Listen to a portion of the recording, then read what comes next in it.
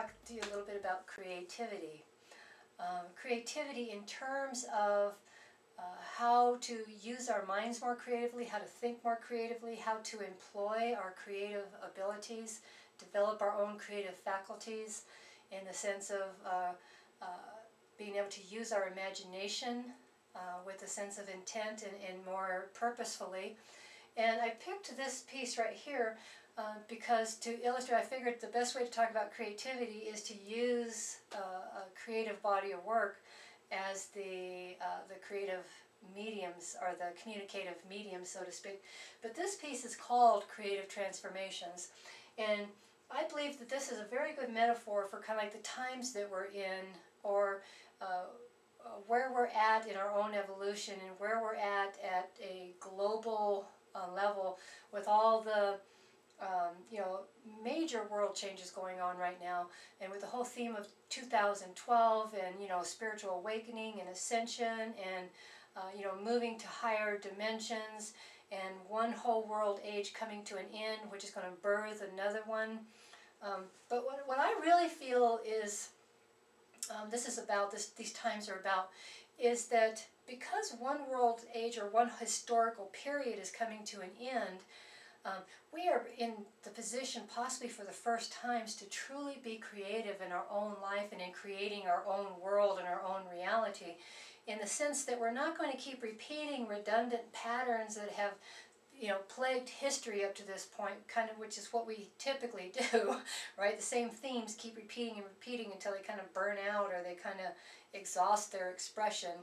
But things are going to start kind of, unfortunately, falling apart or crumbling, which is going to allow new things to be birthed, right?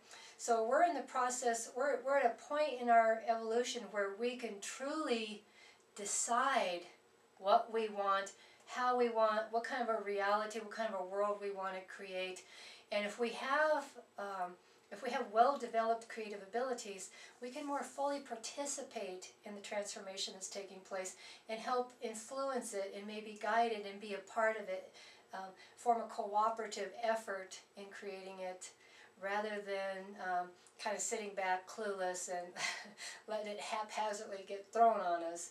So I use, in this piece right here also, I think beautifully illustrates the idea of micro-macro, in the sense that basically the same process that we typically use for personal transformation is almost identical to the process that's used for community transformation, global transformation.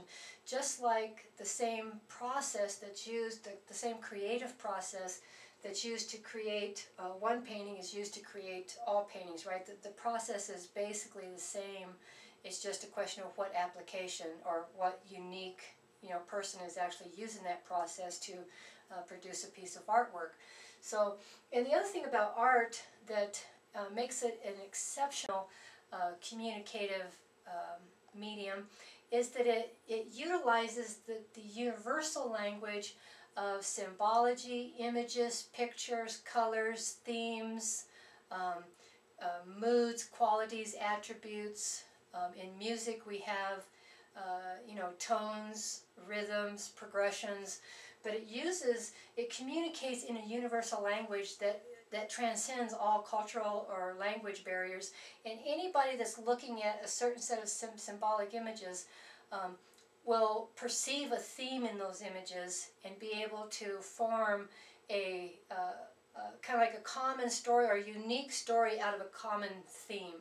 So I wanted to give just a basic interpretation of some of the symbolic imagery, just to kind of train the mind on how to be able to take an actual literal physical object and form a new interpretation of it, or be able to look at material reality and interpret it to give it meaning, or to be able to identify underlying themes in our common reality.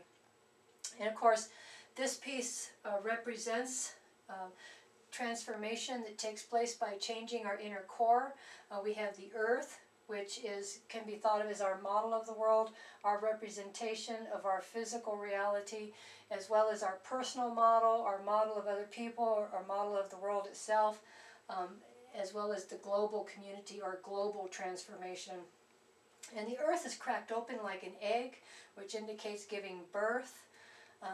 The sun is like the yolk of the egg, or our internal source of life force energy that shines, our inner light that shines out into the world, is our personal expression. We have the rainbow right up here, which is kind of like the bridge between the right and the left hemispheres. And also the white light, or the one light, has 7 aspects or 7 qualities. And when our inner light shines through those qualities, it forms our personal individualized expression out in the world. And of course the waterfall indicates that our life source rises up from within and flows out like an inner well and kind of flows over, shaping our landscape.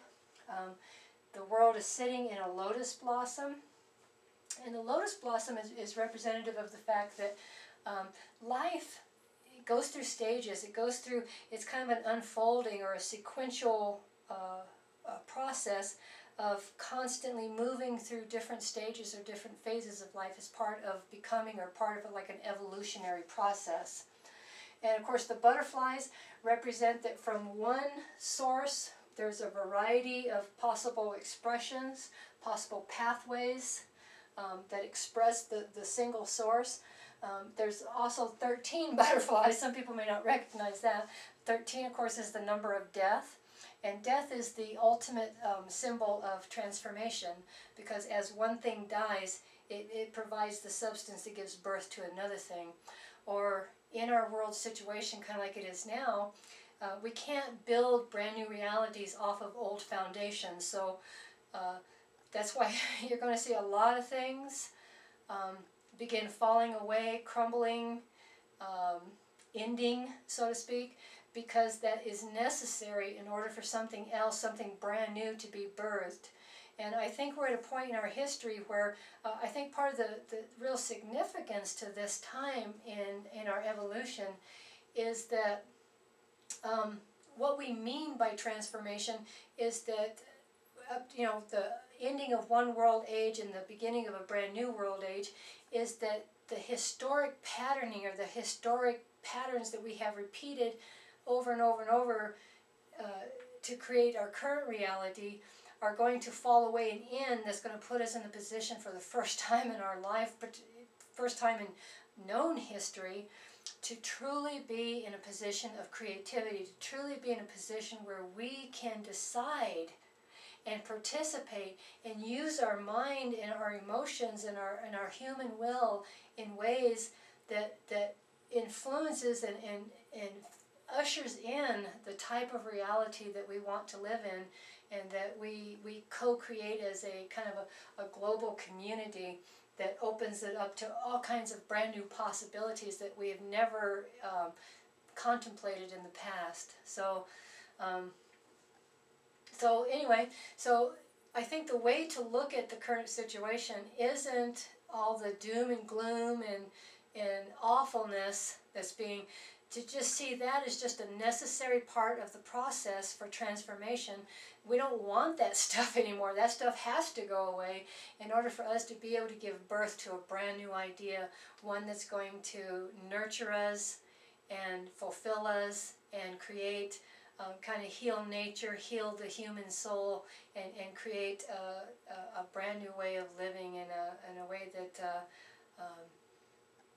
will bring a brand new reality to at a global level. So, but anyway, learn to use your imagination to see the underlying nature of the appearance of things by learning to interpret what we call actual life or literal life in more of a symbolic quality, and that will allow you to see a brand new idea that is inherent or exists directly underneath the physical experience. So, and have fun with it, enjoy it, because when we start really exercising our creativity, it's very nice. It's very fun to do, right?